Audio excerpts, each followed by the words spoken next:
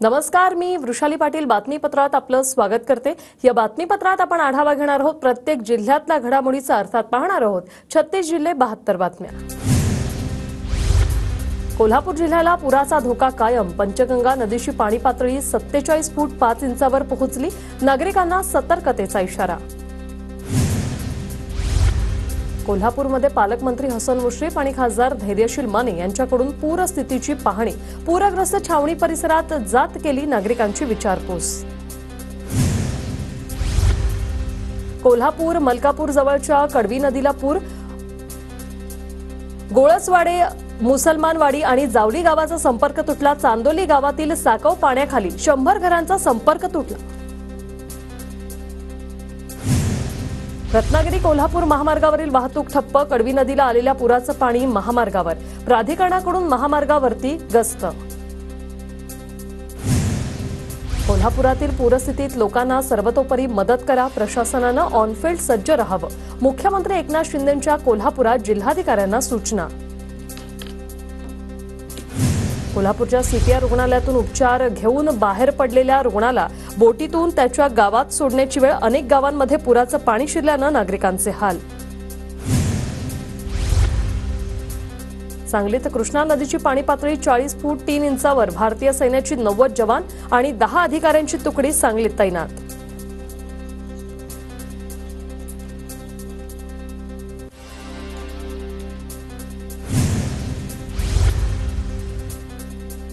सांगलीत कृष्णेची पूर परिस्थिती नियंत्रणात। पूर परिस्थितीशी सामना करण्यासाठी प्रशासन सज्ज। जिल्हाधिकारी राजा दयानिधी यांची माहिती। सांगलीतील पूरस्थितीची ड्रोन दृश्य। सांगलीच्या पूरस्थितीची लष्कर जवानांकडून पाहणी। लष्कराच्या तुकडीकडून सांगलीत मदत कार्य सुरू। सांगली महापालिका आपत्ती व्यवस्थापन केंद्रातून पूरस्थितीचा आढावा। सांगलीतील काही भागात गंभीर पूरस्थिती। धुळे जिल्ह्यातील साक्री तालुक्यातील जामखेडी मध्यम प्रकल्प 100% भरला। धरण क्षेत्रात झालेल्या पावसामुळे प्रकल्पातून 100 क्युसेक पाण्याचा विसर्ग सुरू। पुढील काही तासात विसर्ग वाढण्याची शक्यता। धुळ्यातील साक्री तालुक्यातील काबऱ्या खडक धरणाच्या पायथ्याशी लिकेज। सततच्या पावसाने धरणाजवळील भराव वाहून गेल्याने धरणाच्या पायथ्याशी पाण्याची गळती सुरू। नाशिकच्या इगतपुरीमधील भावली धबधब्याचं सौंदर्य खुललं। धबधबा पाहण्यासाठी पर्यटकांची गर्दी। भावली धबधब्याचे मनमोहक दृश्य TV9च्या दर्शकांसाठी। 2 दिवसांच्या विश्रांतीनंतर गोंदिया जिल्ह्यात पावसाची हजेरी। पावसामुळे पुजारी टोला धरणाचे 4 दरवाजे उघडले। पुण्याच्या राजगड तालुक्यातील पानशेत ते दासवे रस्ता खचला। घाटमाथ्यावर गेल्या 4 दिवसांपासून सुरू असलेल्या पावसामुळे रस्त्याला भेगा। स्थानिकांकडून रस्ता वाहतुकीसाठी बंद। सातारा ठोसेघर महामार्गावरील बोर्णे गावाच्या हद्दीत घाटामध्ये रस्ता खचला। घाटातून प्रवास न करण्याचं प्रशासनाचं आवाहन। ठोसेघर धबधब्याकडे जाणारी वाहतूक एकेरी मार्गाने सुरू। भंडाऱ्यातील मोहाडीत माकडांचा धुमाकूळ। अनेक घरांचं नुकसान। स्थानिकांकडून माकडांचा बंदोबस्त करण्याची मागणी। गोंदियातील इटियाडोह धरण 100% भरलं। इटियाडोह धरणाचे जिल्हाधिकारी प्रजित नायर यांच्या हस्ते जलपूजन। वीर धरणातून सोडलेलं पाणी पंढरपुरात दाखल। भीमा नदीवरील ऐतिहासिक जुना दगडी पूल पाण्याखाली। पुंडलिक मंदिरासह छोट्या मोठ्या मंदिरांना पाण्याचा वेढा। हिंगोली जिल्हा ढगाळ वातावरण, मात्र जिल्ह्यात समाधानकारक पाऊस नाही। शेतकरी दमदार पावसाच्या प्रतीक्षेत। गोंदिया जिल्ह्यात 2 दिवसांच्या विश्रांतीनंतर पावसाची हजेरी। पावसामुळे शेती कामांचा वेग जो आहे तो मंदावण्याची शक्यता। पुजारी टोला धरणाचे 4 दरवाजे खुले करण्यात आले।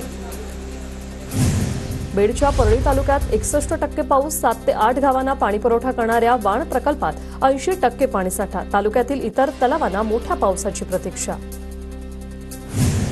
अतिवृष्टीमुळे पुणे जिल्ह्यातील पर्यटन स्थळांवर पर्यटन बंदीचे आदेश। 25 जुलै ते 29 जुलै दरम्यान पर्यटन बंद असल्याने कासारसाई धरण परिसरात शुकशुकाट। नाशिकच्या सोमेश्वर धबधब्यावर तरुणांची हुल्लडबाजी। बॅरिकेडिंग ओलांडून तरुणांची हुल्लडबाजी। पोलिसांच्या अनुपस्थितीमुळे धबधब्यावर पर्यटकांची गर्दी। पुण्यातील लवासा सिटीमध्ये सलग तिसऱ्या दिवशीही प्रशासनाकडून शोधकार्य सुरूच. दरड कोसळून 3 बंगले दरडी खाली गाडले गेल्याची घडली होती घटना. पुण्याच्या मावळमध्ये मुसळधार पावसामुळे इंद्रायणी आणि पवना नदीला पूर. 29 जुलैपर्यंत जिल्हाधिकाऱ्यांकडून पर्यटन बंदीचे आदेश. पर्यटकांकडून मात्र आदेशाला केराची टोपली. भंडाऱ्याच्या गोसीखुर्द धरणातील पाण्याच्या विसर्गात घट. धरणातून 46,795 क्युसेक पाण्याचा विसर्ग. परभणी जिल्ह्यात पावसाची संततधार सुरूच. मात्र निम्न दुधना प्रकल्प अद्यापही कोरडच. परभणीकर दमदार पावसाच्या प्रतीक्षेत. नाशिकमधील 6 धरणं अद्याप तहानलेलीच. गंगापूर धरण समूह 40% तर 5 धरणात 0% पाणीसाठा.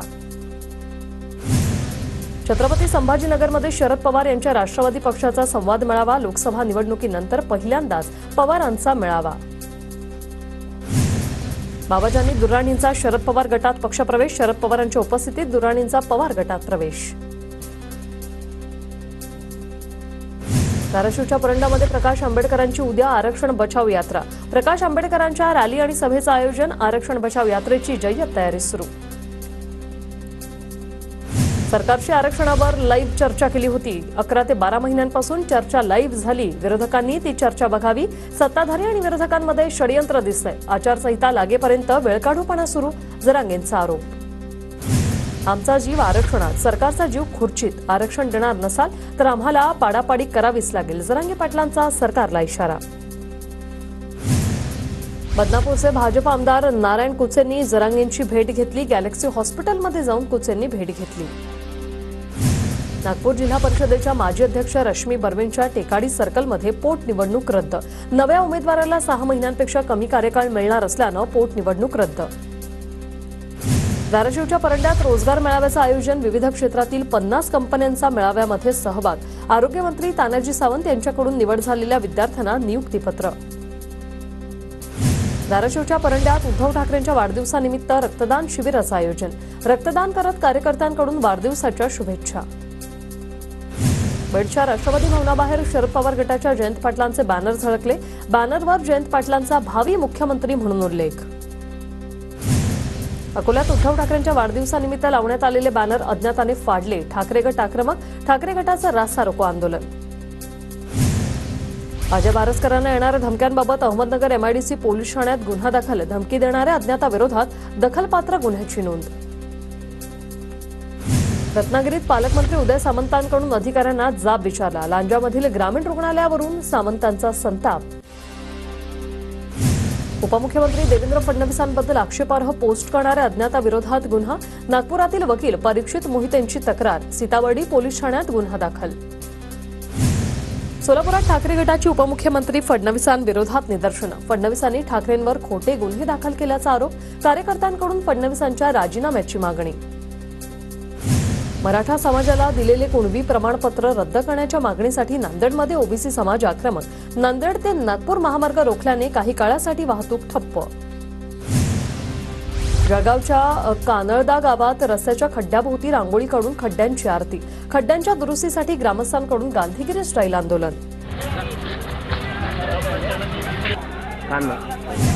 कोल्हापूरच्या शाहूवाडीतील मलकापूरमध्ये MSEBच्या कर्मचाऱ्यांकडून जीव धोक्यात घालत वीज जोडणी.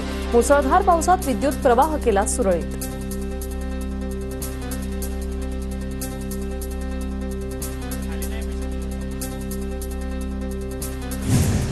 वाशिमच्या राजुरीत स्मशानभूमीसह रस्त्याची दुरावस्था. पावसाळ्यात स्मशानभूमीकडे जाणाऱ्या रस्त्यावर चिखलाचं साम्राज्य. रस्त्याचं काम करण्याची ग्रामस्थांची मागणी.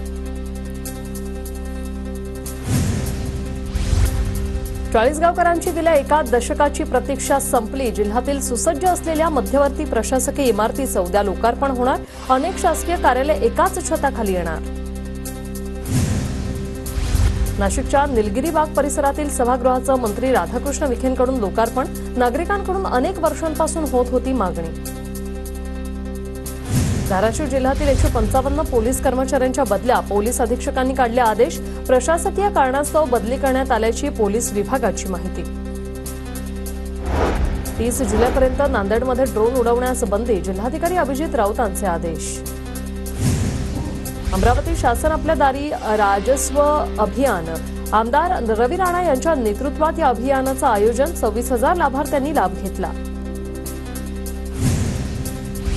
भंडाऱ्यातील पूरग्रस्त गावात धान्य किटचं वाटप कृषी पदवीधारकांच्या पूर्व विदर्भ पूरग्रस्त मदत निधीचा पुढाकार.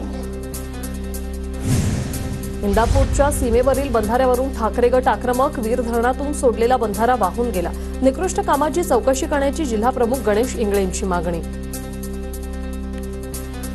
नाशिकमध्ये सिटीलिंक बस कर्मचारी संपावर वेतनवाढीच्या मुद्द्यावरून बस कर्मचारी आक्रमक. अचानक पुकारलेल्या संपामुळे प्रवाशांची तारांबळ.